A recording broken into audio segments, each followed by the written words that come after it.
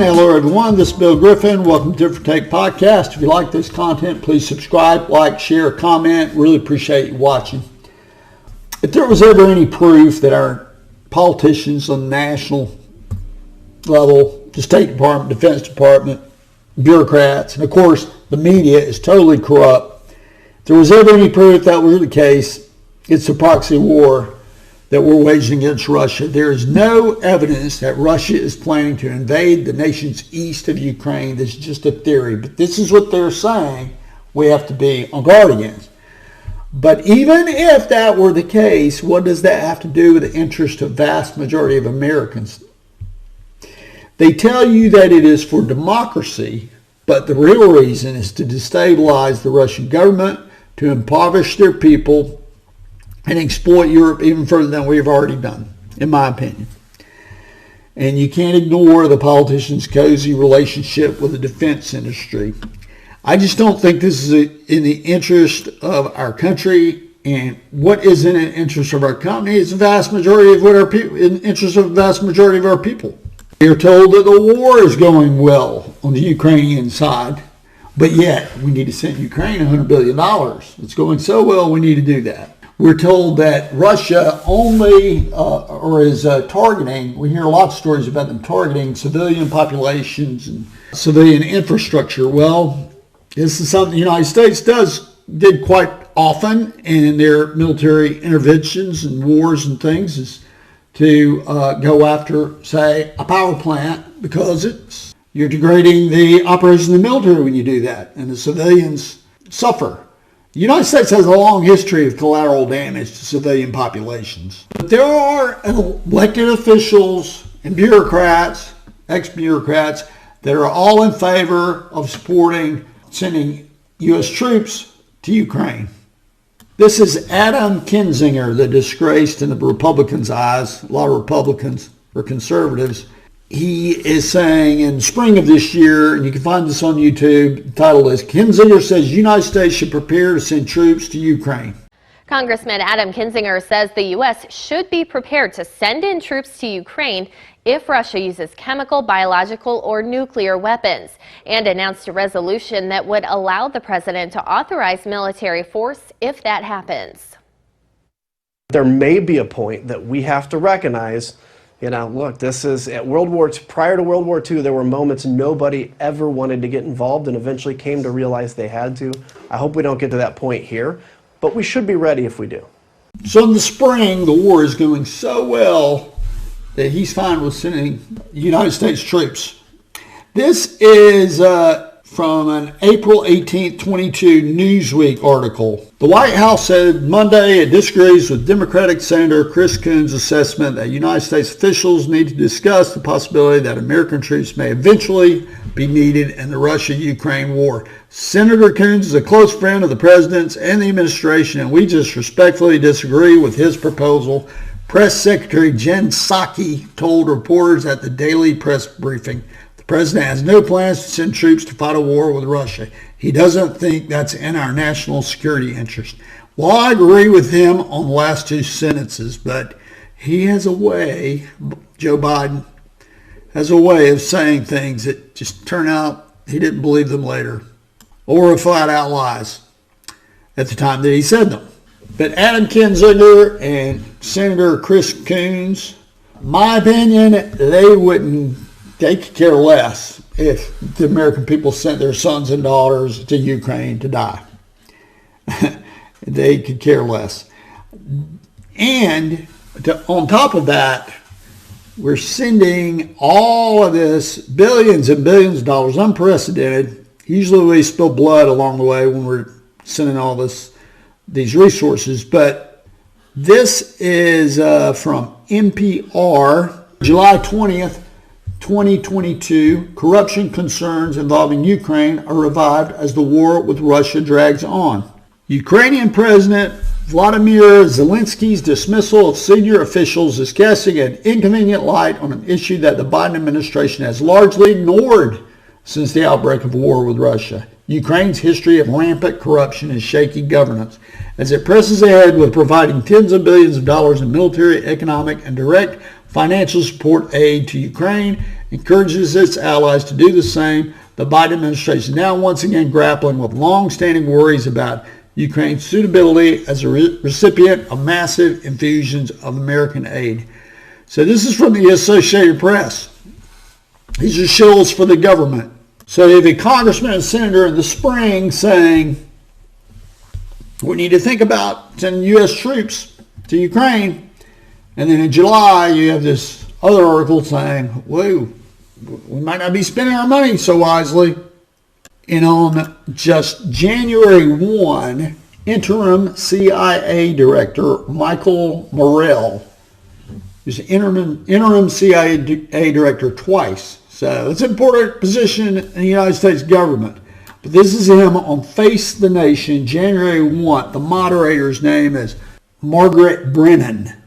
You can find this on YouTube. It's called The Foreign Policy Outlook for 2023.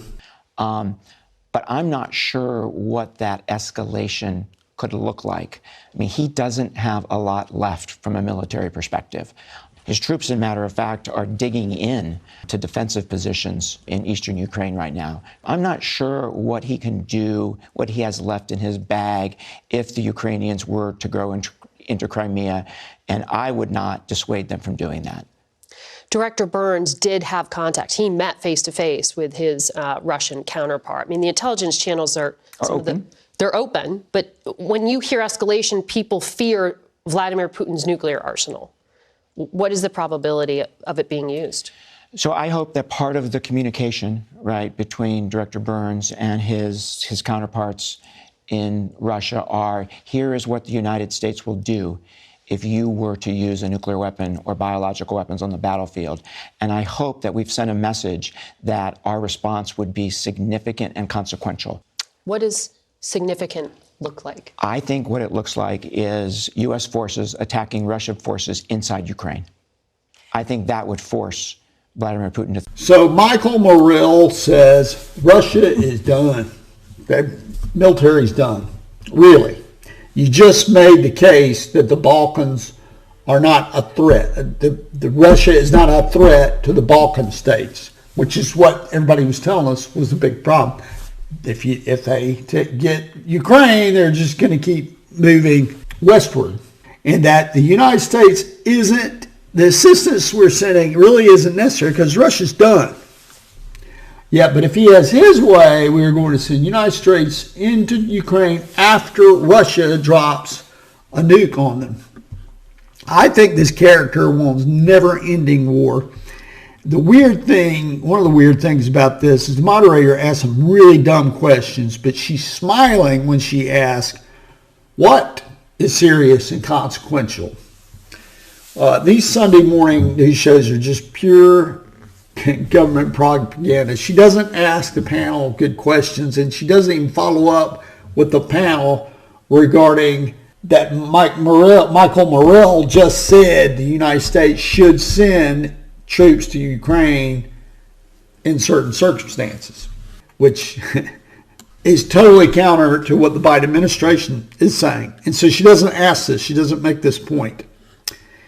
This is a clip, January 8th, Face the Nation. The prior clip was a week prior to that. This is the Ukrainian ambassador, and you can find this on YouTube. It's called Ukrainian Ambassador in the United States says Kyiv needs even more military aid. So Congress just voted for another $50 billion, bring it up to $111 billion or something. But she says they need even more military aid to defeat Russia. When the president was here, President Zelensky was here, he said financial assistance is not charity, it's an investment, and he said Ukraine will be responsible with it. But given the concerns about corruption over the years past, how do you respond when you were asked that question of how do you guarantee every dollar being given to Ukraine is going to defense and not to, embezzlement or something else? And I am just playing the question. I am not, that the moderator has, I'm not playing the Ukrainian ambassador to the United States answer. So Margaret Brennan, she says there was corruption in years past, implying, well, everything's fine now. The casual listener would get that message. She also says that, of course, the Ukrainian ambassador, I didn't play a response, but of course there would be spending appropriately. It's a softball question. But the war is going really well, and there's no corruption yet. We need more resources to fight Russia. But every dollar will be accounted for. In this same program, January 8th, Face the Nation, there's Senator Angus King. He has just come back from Ukraine to visit with Zelensky, and he is just pumped about this war. Those people that are making those noises to read a little history. Google Sudetenland in 1938, Rhineland in 1936, when Hitler could have been stopped. When he wasn't stopped, we ended up with 55 million deaths worldwide. This is a moment where we know that Putin wants to take over Ukraine. He wants to rebuild the Soviet Union. Maya Angelou says if someone tells you who they are, you should believe them. Right. And who he is a guy that wants to rebuild the Soviet Empire. And this is a place where he can be stopped. The Ukrainians are fighting for us, for our values. The aid that we're providing to them isn't charity. It's self-interest. So Angus King is saying that because of the Nazi aggression in the late 1930s in Eastern Europe, that it's important to combat Russian aggression because the same thing can happen. So his history is a little incomplete. He left out some important things. That Germany was Nazi aggression didn't just stop there. There was 3 million troops, almost 4 million in total, but 3 million German troops. Nazi government attacked Russia 6 months before the United States got in World War II. In June of 1941, the war on the Eastern Front lasted 4 years, brutal war. And so Angus King doesn't look at it from the Russians' perspective that this could happen again. I mean, it works both ways, doesn't it? So, interesting opinion article, NBC News. It says, and you can find a lot of these sorts of things, but talking about the Nazis that are in Ukraine at present. And this was published earlier this year. But important as it is to defend the yellow and blue flag against the Kremlin's brutal aggression, it would be a dangerous oversight to deny Ukraine's anti-Semitic history and collaboration with Hitler's Nazis, as well as the latter-day embrace of neo-Nazi factions in some quarters. So there are a lot of articles about this, that Putin is over-dramatizing or making a false claim that he's trying to denazify Ukraine. But in the same hands, you're saying, well, that's not true, but Nazis exist in Ukraine. Well, Angus King, your history, you're not really thinking through all the history here. That was the Nazis that invaded Russia. Angus King also says, oh, by the way, the dopey moderator, Margaret Brennan, agrees with him. She doesn't even think, I guess it goes over her head. It seemed very obvious to me. Angus King also says, he's a senator from Maine, that the Ukrainians are fighting our fight. I've heard that one before. There's some other history here. United States involvement in Vietnam, Kosovo, Iraq, Afghanistan, all incredible debacles, trillions of dollars spent, blood spilled, nothing gained. The United States also has a long history. I don't want to say nothing gained in some of those things, but the gains compared to the cost are off the charts, not comparable. The United States also has a long history of collateral damage to civilians, in addition to being purposeful civilian. Tokyo firebombs, Hiroshima, Nagasaki. That was all purposeful lots of civilians are going to die. But the media is portraying this as Ukraine is the only civilian populations that are getting hurt. It's not the Russian-controlled civilian populations, only the Ukrainian. Angus King also says later in the interview, which I didn't play, says, yeah, we'll make more stuff. The stuff that we're sending to Ukraine, no problem. We'll make more stuff. So defense contractors, they're gonna bank on this. The moderator never follows up with an obvious question. Would you be in favor of sending United States troops to Ukraine to fight? The war is going so well that we have to keep sending more. And he also says he has very high confidence that none of the resources are being wasted or stolen or anything like that. I bet he'd be all in favor of United States troops going to Ukraine to fight Russia.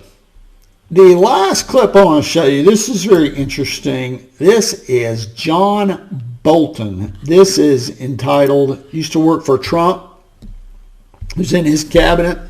This is entitled, Trump's National Security Advisor John Bolton announces he will run for president in 2024. John Bolton has exclusively told Good Morning Britain he wants to become the next president of the United States. What would a John Bolton America look like if you were commander-in-chief? I would get in to win the nomination, and I would do it primarily on the basis that we need a much stronger foreign policy. I think Trump's support within the party itself is in terminal decline. What would you say to your critics who will obviously watch this interview and they will say, okay, listen, John, you simply don't have the experience? Well, I wouldn't run as a vanity candidate. If I didn't think I could run seriously, then I wouldn't get in the race. So that's what it says on the title.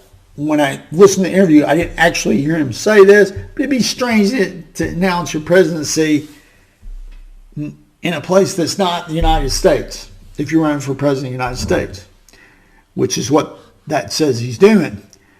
He has, as I said in a prior episode regarding Asa Hutchinson, the outgoing governor of Arkansas, the odds of Asa Hutchinson becoming the president is the same as him becoming the first 73-year-old NBA player. And the same applies to John Bolton.